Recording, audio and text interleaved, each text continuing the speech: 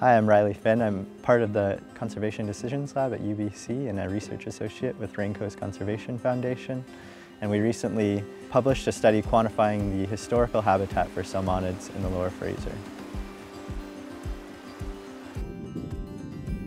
We analyzed habitat connectivity starting in the Lower Fraser estuary and then up into the start of the Fraser Canyon, and included the Chilliwack, Harrison, Lillooet, and Pitt River systems as well.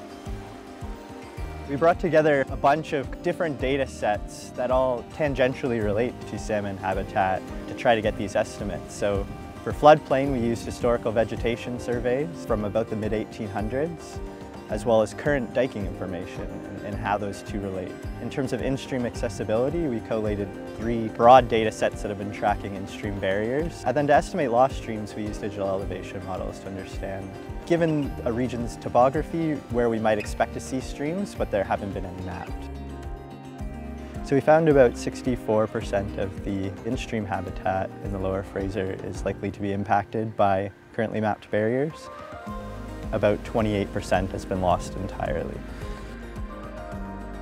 In terms of floodplain habitat, about 15% of the historical floodplain habitat remains accessible.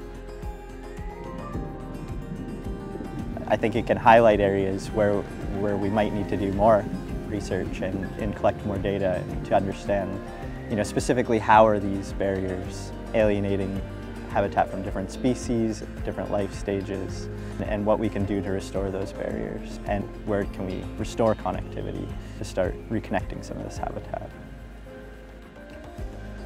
What will come next is working with municipalities, local NGOs, and First Nations to distribute the information, and then also building a model of connectivity to try to prioritize which barriers are most cost-effective to remove.